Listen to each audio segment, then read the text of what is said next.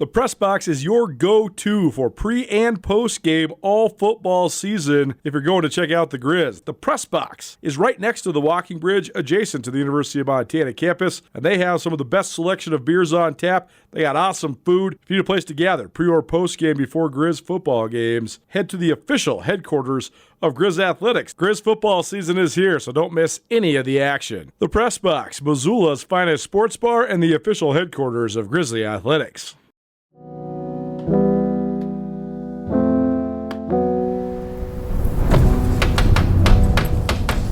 Hello, my name is Kelly Ayat, quarterback at the University of Montana. In the off-season, it's important to do everything you can to prepare for the season. In high school, that means funding your program. In my experience, Vertical Raise is the ultimate online fundraiser platform. To broaden your reach of your fundraiser and bring in more money than other platforms. And there are no sneaky or hidden fees like other companies. If you're trying to raise money for your program, reach out to Vertical Raise today. This is what you call preemptive advertising. This is how you prospect. You have the most beautiful man in America. Yeah. Wear the Alpine Touch hat.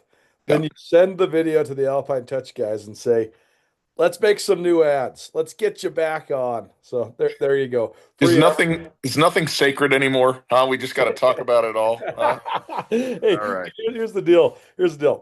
I know our good buddy Chad is going to watch this. He's going to watch it within 5 minutes of me posting it. And so, it's here's the thing. We definitely have a lot of great supporters and sponsors around here. And I feel very fortunate that I have become acquaintances and friends with many of them. But also, Chad is just one of my great friends. Like he's just a great friend of mine, and I love playing golf with him. I love hanging out with him, So Absolutely, and I'm grateful for the apparel, of which I have a handful. And this was my hat for today. I didn't put this on specifically for this. I've had this on. You say most beautiful men in America, but it takes a hat for me to get this good looking. Without the hat, there's some question marks. So I'm grateful for this. Well, Ryan Tootell joining us here on the Big Sky Breakdown, not presented by Alpine Touch, but thanks to our great friends at the Jewelry Design Center. Jewelry Design Center is hosting an awesome event on Friday. It is a decade of dominance, which is celebrating the life and career of Don Reed, as well as the 30th anniversary of the 1995 Grizz National Championship team. Ryan, you and I embarked on quite a project 5 years ago when it was the silver anniversary of the 95 National Championship team. I believe we did 29 episodes. We did 25 episodes to commemorate 25 years, and then we also had sort of 4 auxiliary episodes to sort of boost those up and support. It's called Griz Greats. If you have not checked it out, it is evergreen. I think the content is forevermore, and I think you'd enjoy it if you are a Grizz fan and a Grizz supporter and someone that likes history as well. But I was writing some scripts for those guys. I'm unfortunately going out of town this week, so Ryan will be helping out with our ESPN College Game Day before the North Dakota game on Saturday. But those guys invited me to MC, and I wish so badly I could have done it because it would have been awesome. But I wrote all these scripts for them to sort of the intros to the different eras.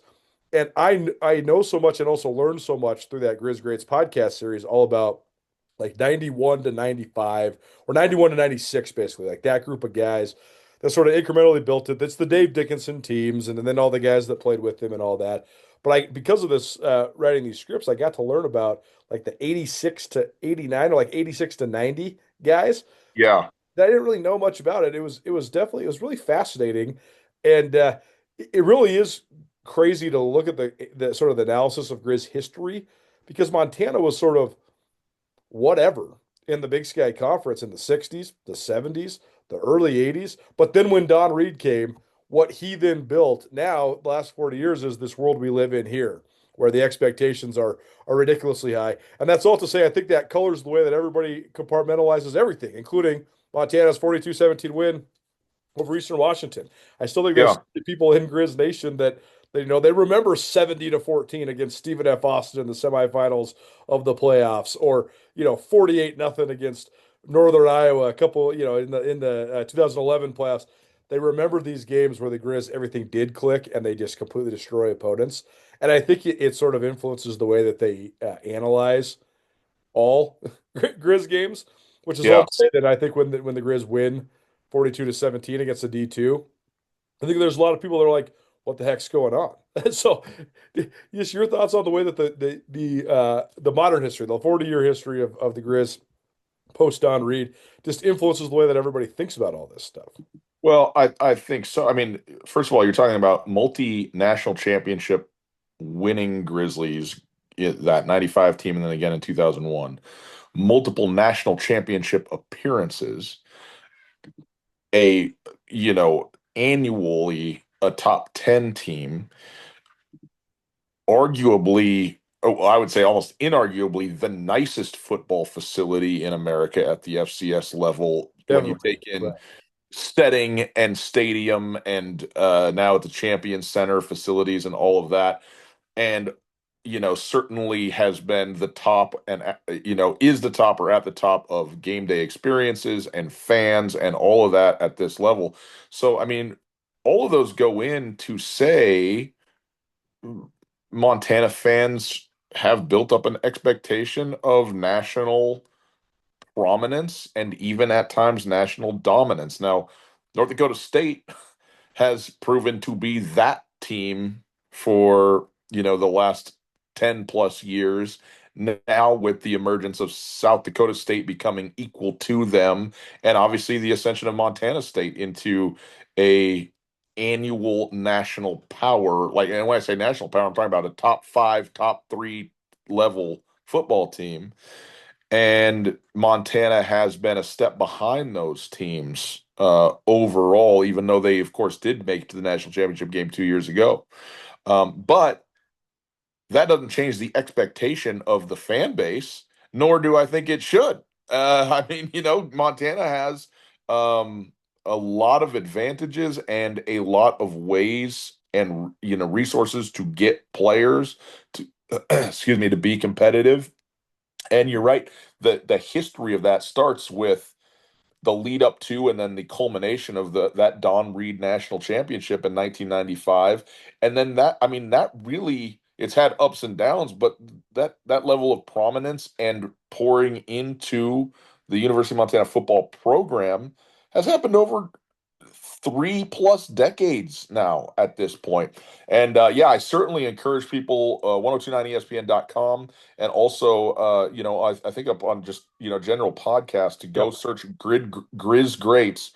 We've done a number of series. The Grizz men's basketball head coaching lineage, I thought, was just one of my favorite things that I've ever worked on to do. And obviously that 95 team, I think it's great in a couple of ways. One, no one probably in the first place knew a lot of these stories. Like, you're not going to go listen to it and be like, oh, I remember this, I remember that. Of course, some of it Absolutely. you will, Yeah. but 90% of it, you're going to be like, I never knew about that and these stories. And of course, this far removed, these guys are, you know, mature adults later in life who I think have a freedom and liberty to maybe share some of the things that they Great. wouldn't have Great. shared earlier.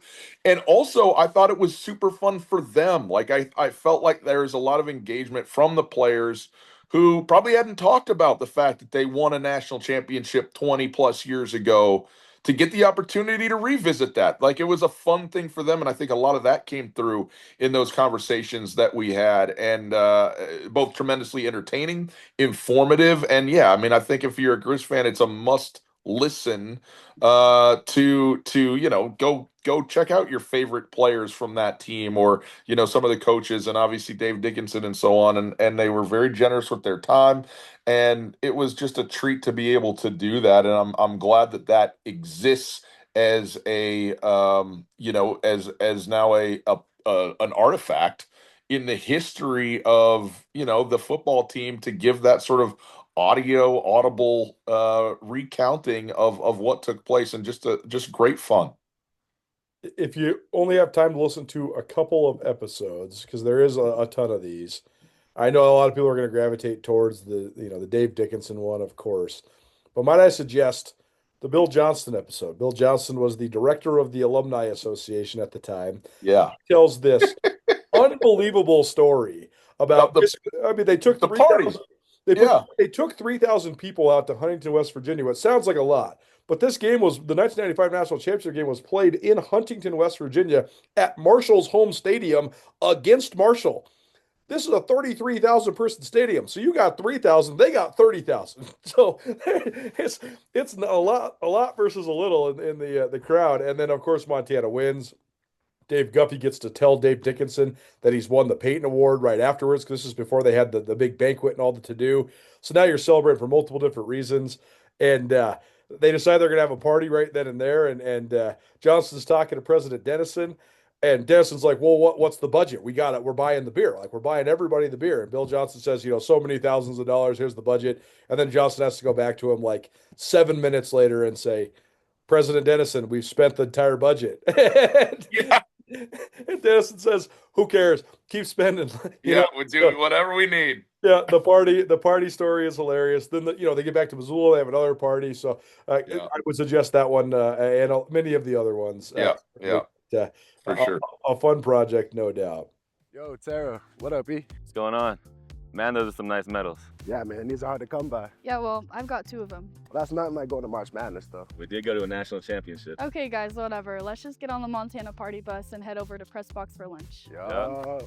Nuanez now in Skyline Sports, covering Montana athletics and the Big Sky Conference better than anybody. The Montana Party Bus and the Press Box are also proud supporters of Montana athletes.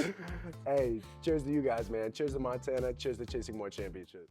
So, it is worth remembering that Bobby Houck is a disciple of Don Reed. He was on Don Reed's staff in his very beginning of his coaching career in the late 80s before he then, went elsewhere and then ended up obviously coming back to Montana in the early 2000s. But my one thought writing all these capsules and these intro speeches was, man, how much this has changed just in terms of the way that Montana operates. They've always had, high flying safeties and good linebackers and all that sort of stuff. But they used to throw the ball. So Dave Dickinson's stat lines are crazy, man. They're throwing the ball like 65 times a game. He's throwing 450, 500, 550 yards. And it's just totally different now. But that's all to say that I think that my number one impression from Saturday for the Grizz was, even if it's a Bobby Houck coach team that will be probably at times conservative, et cetera, I think Montana has some incredibly explosive talent offensively. Eli Gilman, we knew. Michael Wortham, I think people were hopeful for. I thought both those guys looked like absolutely top tier, top-notch, elite-level FCS players on Saturday against Central Washington. And I thought Rocker really made an impression, too. Totally. Drew Deck in the return game, you lose Junior Bergen, and you say, okay, well, who's it going to be? And obviously Montana folks know about Drew Deck, but to see it flash like that, obviously, punt return called back, but, you saw just that kind of next iteration in the return game as well. But, obviously Eli Gilman and comes out, today or yesterday's Big Sky Conference Player of the Week. How could you not be? 198 yards on the ground, 3 scores, phenomenal, but also a known commodity. And to watch Michael Wortham in a Deebo Samuel-esque role for this football team, you go, oh man, the element that adds to have that level of skill and explosiveness and big playability is massive for this football team. I thought Ayat played an okay game. I thought his interceptions were bad. The first half swung the momentum the entire other direction that. How wonderful was it to see him throw a bad pick and then see him back in the game? Well, yes. I mean, I'd love to celebrate that. I have a hard time celebrating that because that's just like what should happen. Right. You know what I mean? And I actually have thought about this, I've been an unwavering supporter of Ayat from the moment he played in his first game for the Montana. And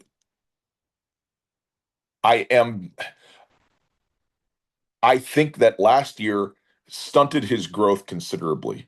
And I think that whatever he becomes, he could have been even better without having had that happen last season. That said, I think he's going to be just fine. And when he's empowered to be the guy that he should be, I think he's going to prove that he's got the skills and the abilities to be an all conference level football player, and that he is going to, really show up and show out for this football team overall. That said, I thought this very much felt like a first football game. And by the way, his second interception in the second half was just a terrible throw. I mean, he's an open guy, 8 yards across in the middle, and he overthrew him. I mean, the guy he got his hands on it. I don't remember if it was Gilman. I think it was somebody out of the backfield, but you just got to put that ball on a guy. It gets tipped up in the air and gets intercepted. Fortunately for the Grizzlies, they make a stop, get an interception coming the other direction in the end zone from Micah, and that was a great defensive showing, especially in the second half, to shut out that team. And then Montana got it rolling on offense, and you get the big touchdown by Wortham, another touchdown by Eli Gilman, and next thing you know, the Grizzlies score 14 unanswered in the third quarter, and it's really not a close game. And honestly, this game went the way I thought it would go. I mean, I told you last week that I felt like this game was going to be a little closer than what people maybe expected it to be. And ultimately, 42-14 is not a close game. But it took Montana a half to get things going. And this is a good Central Washington team overall. But again, I just can't overemphasize having already played a game, what an advantage that is to come into a game against a team that hasn't played.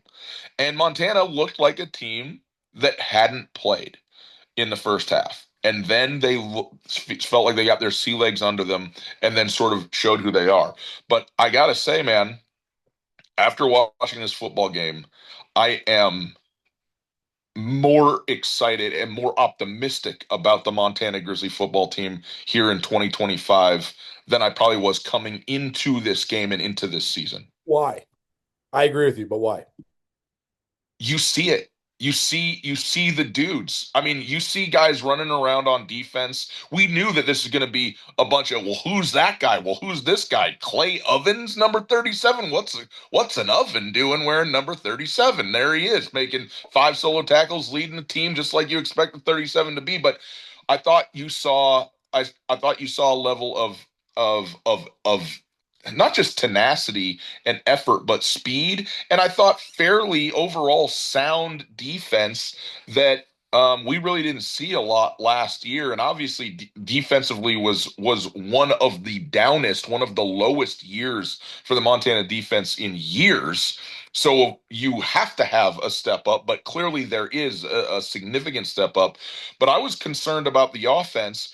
And obviously, there's still going to be some questions on the offensive line, but I think when you take into account the number of weapons that they very clearly have, and a person who's going to be just, I think, improving week in and week out, and Keili Ayat at the quarterback spot, this is a team that has, I think, both the players and the margin for growth to be very, very good by the time we get, into the second half of the season. Now, this game coming up against North Dakota, this is a real football game, buddy, for this team, especially being only their second game of the year. There's a long ways to go, but I don't know, man. I just thought, like, watching this team, I've watched a lot of Grizz games. I've watched a lot of Grizz games in recent years that they've won, but just have been a little bit light on the excitement factor. It's just sort of been like, they figure out a way to get it done, but they're not playing clean. They're not playing well. And it's like, okay. And you kind of expect something like that, frankly, against a Division II opponent, even though it is the first game of the season, even though it is under the lights. I thought that was a highly entertaining football game, man. I thought I loved watching the game. It was exciting and fun. And again, I think the explosives, I don't think fans really have understood fully what an important thing and how prominent for coaches explosive plays are. 20 plus plays and then big long touchdowns will a lot of stats still have, yards per carry is a huge stat. Let me tell you something. You see a lot of stats where they're like, well, yeah, he ran for 75 yards in the game, but one of those was 63 yards, so he was only a yard and a half per carry in the other six. No, that's the whole point. You went bang, bang, bang, bang, bang, explosion. And that is what Montana looks like to me they have in a Gilman and a Wortham and with Ayat and then some, guys on the outside who we're still getting to know, explosive in the return game, which you kind of expect, but when you're talking about Coach Houck, but nonetheless, you got to see it.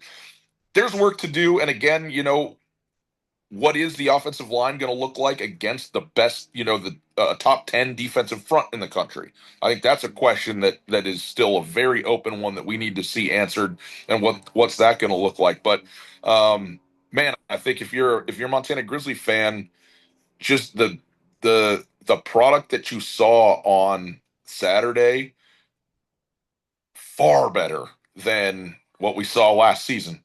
Far better. Meeting her stopped your world. The ring you give her should stop her heart. Tina, will you marry me? Not again! Don't worry, I'm gonna fix this. Because we want to be your jeweler! Aren't our beautiful diamond? Clear! Come back to me, Tina! Are you okay? Valley's restoration, your view is our view, and what a beautiful view it is.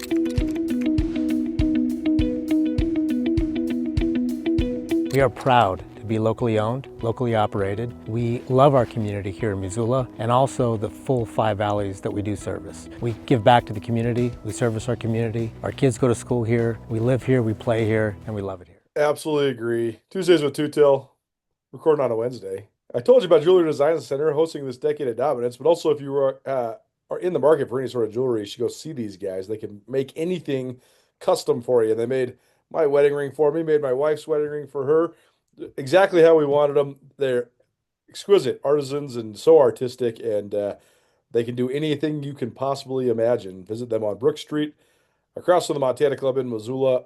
They also have locations in Spokane and Tri-Cities. I know we have some listeners that are Vandals and Eastern Washington fans as well. You can check them out at both Spokane and Tri-Cities as well. JewelryDesignCenter.com. Jewelry Design Center, your jeweler for life. All right, we'll come back to the Grizz because I totally agree with you because I want to keep hashing that out. But let's talk about the Cats real quick. Yeah. Man,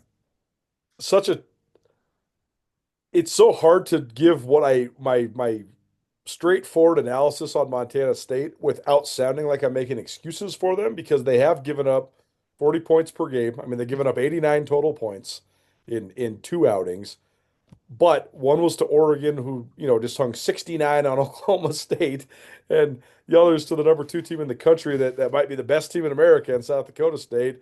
So there's so much nuance to what Montana State's got going on right now. That said, I think that they look great defensively, despite giving up all those points. I think that they have a lot of guys that can run to the ball, that can hit, that are fearless. I think the front line is as advertised. I think offensively, I think they have great pieces. I just think they got to figure out their offensive line and the reshuffle of that whole unit. But just your thoughts on just the big picture though of losing at home, first home regular season loss since 2019, first regular season home loss under Brett Vigen. Only the second home loss ever, period, under Coach Vigen. Reminiscent of when they got the extra point blocked against North Dakota State 2 years ago. I mean, just the way that it played out with the extra point blocked or the short 4th down that on the double overtime. It's just such a heartbreaking way to lose, and I think it's eliciting panic within the Bobcat fan base. Yet I think that you probably thought you had only 3 or 4 games on your whole schedule that were losable, and 2 of them were the first 2 games of the year. So, I mean, where are you at with the Cats? What do you think of just the heartbreak they endured, and how do they not let that sort of tank their season? The notion that this will tank their season is the dumbest thing I've ever heard. I mean, that's completely insane. The Montana State football team is really good again. The fact that they're 0-2 matters exactly a 0 out of 1 million. And they played a very stand-up game against one of, if not the best team in all of America in Oregon. Who, I mean, they played Oregon so much better than the Oklahoma State Cowboys came in and played. And then they gave the other best team in America double overtime. If there is a small quandary, it's only for the down the road in presumably a semifinal or a national championship setting, where Montana State has found a way to lose these epically close games to the Dakota State schools and generally not found a way to win them. And if you want to put this in a lineage of those, I guess you're welcome to, but as the second game of the season, I do not. Is it a matter of operation, execution, coming up short mentality, or are they just not good enough? I don't think it's any of it. I think it's what happens sometimes. This is Tom Stuber. Tom Stuber says, hey, the thing that the fans don't account for is that there is an element of chance and luck that happens in games. Bro, like just times of, if you are in a double, now there's mistakes to be made. Like you can't get punts blocked. Brent Vegan said that point blank period in his Monday press conference. He said, hey, the style we play, complementary football, control the clock, getting a punt block is as detrimental of a thing that can happen to us. If we get a punt block, we'll lose. They've got a punt block 2 weeks in a row. That said, continue. But they also made a punt block or got a whiffed punt or whatever it was that completely changed the complexion of that game. So that all evened out. But, in those overtimes, it comes down to you can't make the penalty that gives them a first down. You can't let them just score back-to-back plays and put yourself in a hole. And I do think some of that stuff is learned, and I think South Dakota State over years has come to a level of expectation. They're going to find a way to make those plays. And Montana State just hasn't been in those situations all that much. But when they have, it's been against those good teams, and they have come out on top a couple times, but they've also lost more than they've won in those situations. But also, man, this is a new football team. I realize it's still Coach Vegan, and there's, guys who've been there, for longer periods. But this is a new team who played a great game against a great team, and it's a home loss. You'd love to have it, but do I think that Montana State would be in better position to do whatever they want if they were 1-1, having beaten South Dakota State, than being 0-2? No, I do not. I think that it is exactly the same. And now they need to go out and prove that and just be who they are against teams that they should beat and beat handily.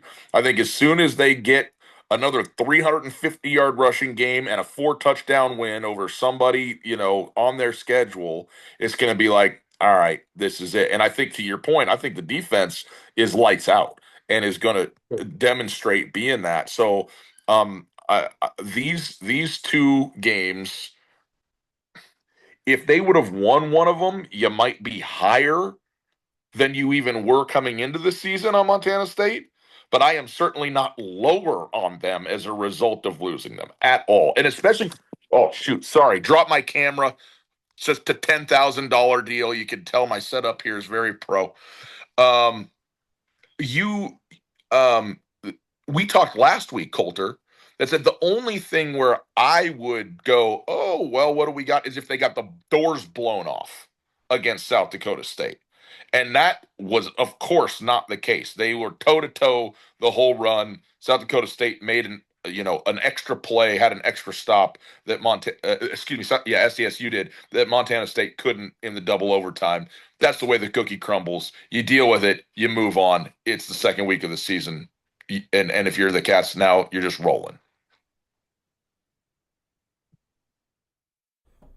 Thanks so much for listening to the Big Sky Breakdown podcast series and for tuning into our Skyline Sports YouTube channel. If you haven't already subscribed, please subscribe to both the podcast and all your various podcast hosting networks, and to the YouTube channel as well. Thanks to our great partners, including Ryan Miller and Coburn Law. Ryan Miller and Coburn are ace attorneys, each with different expertise. Paul Ryan, the master when it comes to DUIs. Angie Miller, excellent in medical malpractice. Abigail Coburn, federal drug charges. She's the one you want defending you. They can help in any and all sorts of criminal defense cases. They have a live answering service that's available 24 hours a day, 406-542-2233. You can also visit rmcattorneys.com. Ryan and Miller and Coburn, your Montana attorneys. Let's hear from RMC right now. Tell me about the expansion. You have now two partners. Angie's been with you for a while, but now Abigail joins the team as well. Yeah. So just tell me about how this has all been going. Really exciting about both of them, starting with Angie, who's came to us before she even started law school. And she's just developed into such an amazing attorney and person and friend, frankly.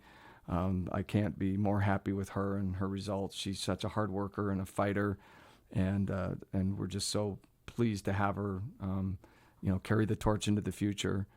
And then with regard to Abigail, another great story. She had interned for our office when she was going to law school. And then after she graduated, she did other things. And then we were really fortunate. It was a chance meeting at the courthouse, and everything just came together. And the timing was right for her, and the timing was right for us to bring her on. And she's been amazing. She is such a tough attorney, and she takes on very, very difficult cases, and her results are amazing. And it's just a perfect fit for all of us. It's an Cash One Pawn, Missoula's #1 pawn shop. You want money? We got money. You need money? We got money. We're cash. Do yourself a favor and make Cash One Pawn part of your online shopping habits. Cash One Pawn has an awesome online inventory, everything from firearms to power tools to speaker equipment to jewelry. Visit Cash One Pawn today. Cash One Pawn. 8720 Roller Coaster Road, CashOnePawn.com.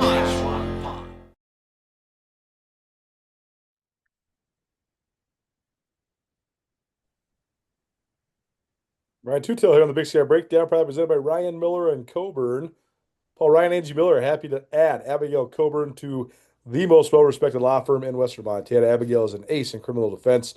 If you have any criminal defense needs, from DUIs, medical malpractice, wrongful deaths, or a car accident that wasn't your fault, call them anytime, 406-542-2233, or visit rmcattorneys.com. Ryan Miller and Coburn, your Montana attorneys. All right, anything else to add on Montana State before we go back to the Grizz for a minute here?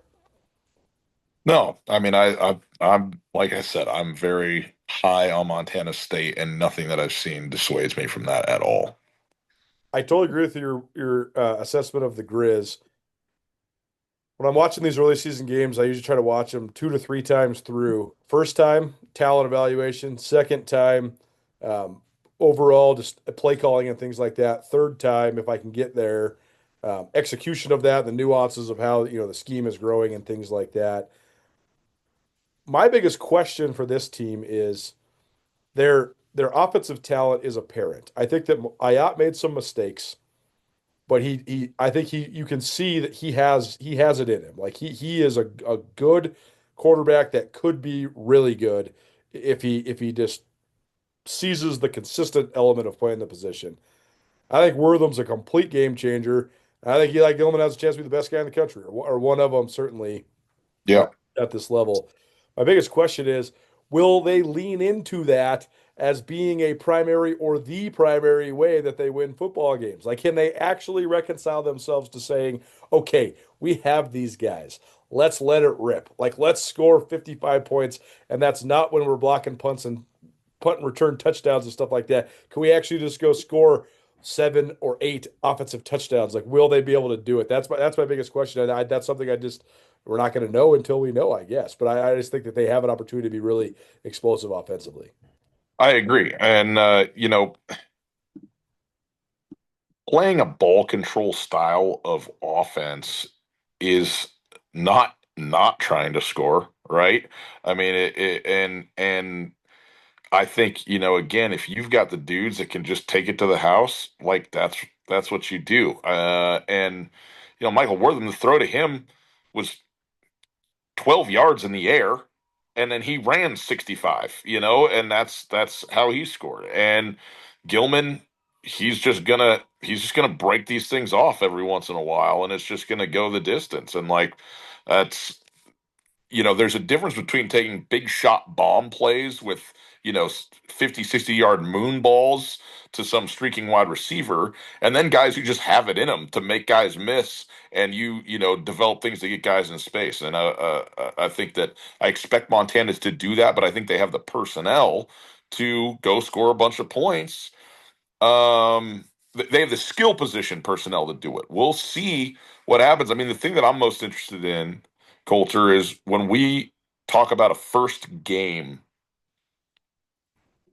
if a team plays poorly in a first game, a lot of times you go, okay, not great, but like it's the first game, you got to figure it out, okay? But I think that's a two-way street. If a team comes out and plays really well, and I thought Montana in the second half played really well, I think you can still go, okay, that's great. Is it sustainable? Can they take the next step? Or is there some kind of a regression for some reason, in there? And I don't know the answer to that question exactly. We'll find out. But the other thing is, what happens when you play a football team that's on your same level? And the North Dakota Fighting Hawks are certainly that. And this is a really good football team. And I think this is a great game for Montana to have as their second game on the schedule. You get a win against an opponent that you should be and do. You look good doing it overall. And I think we kind of outlined all the things that we thought about that. Now you got to go do it against a same. Now you got to go do it against, scholarship players at their Division I football team that has a really good club that's nationally ranked. What do you look like now? What do you look like against this team? And I think this is going to be a very telling football game for where Montana is in their state of affairs now and the progression throughout the season. Thanks so much for listening to our Big Sky Breakdown podcast series and for tuning into our Skyline Sports YouTube channel. If you have not, please rate, review, and subscribe. Particularly subscribe. Click on the subscribe button. That helps us out a ton. Thanks to our great partners who help make all of this content possible, including Ty Hobbs at Keller Williams Real Estate. Ty's a great friend of mine, guy I lift weights with in the mornings, and a guy I golf with as much as I can, but he's also an ace realtor. I did not choose him as my realtor because he's my friend, although that was a big perk. He is excellent when it comes to everything from efficiency to negotiation to no frills, no BS. He got our house on the market and got it sold in less than 24 hours, more like 4 hours. It was an impressive turnaround. He got us exactly the contract that we wanted. We needed to stay in our house for a couple months because we had a new build coming up. He negotiated that flawlessly. The negotiation part is the number one reason why we chose Ty, but he also has a great acumen when it comes to construction, building, remodels. We had a flood in our house that I needed help with repairing. Boom. He helped me out. Awesome service, awesome job. And if you're in the market for a realtor, Ty Hobbs is your guy. Let's hear more about the current real estate market from the man himself. So let's start with, how would you characterize the real estate market currently in both Missoula and Western Montana? Well, currently in Missoula, we've seen a rise in inventory and buyer activity slow down a little bit. So it's turning more into a buyer's market, more than I've probably ever seen in the last 10 years or so. So what does that mean, a buyer's market? How would you define that? A buyer's market is really just means that there's more homes for sale than there are buyer demand. So buyers have choices, especially in negotiations. And that means less leverage for somebody that's selling their house, more leverage for somebody that's tried to buy a house, correct? Correct, more leverage for buyers. Okay, so if you are a buyer and you hire you as your realtor, how do you go about then sort of taking advantage of that said advantage?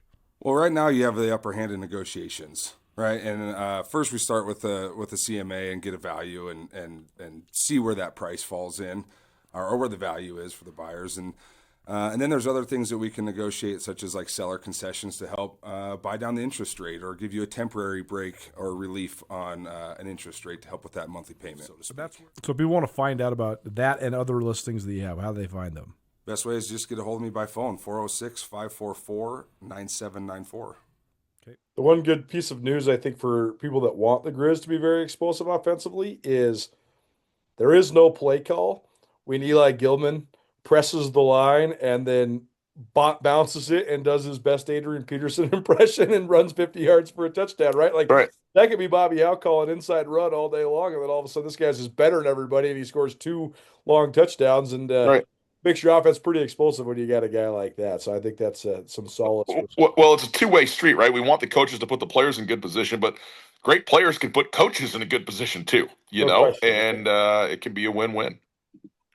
Ryan Tootell here on the Big Sky Breakdown. He joins us each week here to break down all things Griz Cats, Big Sky Conference, and even some history as well. Go check out that Griz Greats podcast series as the 30th anniversary of the 1995 National Championship game for the Grizzlies will be celebrated on Saturday. Anything left to add, Gus, before we get you out? Yeah, come see me on Saturday. I'm really looking forward to doing the pregame show, doing the ESPN College Game Day Saturday live next to the walking bridge going into Grizzly Stadium Saturday morning. So it's been a little bit, so I'm pumped to do it. Come say hello. I'll do my best to acknowledge you. It's hard when you're talking to Western Montana on the radio waves to also talk to the people that come by and say hello. But come give me a fist bump, and say what's up. But I can't wait to see everybody down there. It'll be a lot of fun. We got reinforcements for you. The fine folks at Blackfoot will be down there. Beautiful. Some koozies and some drinks. The Army recruitment office will be down there. I saw a couple teenage girls challenge the Army guys to a push-up contest, and one of the young ladies beat the Army guys, so that was pretty fun to watch last week. Well, if I've got the Army and the internet, I don't know how I'll get beat. I mean, this is going to be the greatest show of all time with those two in force. Yeah. No doubt. Also, Big Sky Barbecue Supply is giving away a free Blackstone grill at the end of the month, but all you got to do is come by and see Gus this week and then come by and see me next week, and we'll have all you got to do is just put your name on it, put it in the box, and you're registered. We got a ton of registers last weekend, but come do a Big Sky Barbecue Supply is awesome, and they're so cool for donating this great prize, but come see one of my favorite stores in Missoula, dude. I mean, shocker to look at me that I like Big Sky Barbecue Supply, but yeah, for sure. That's an all-timer. Well, thanks for being here, guys.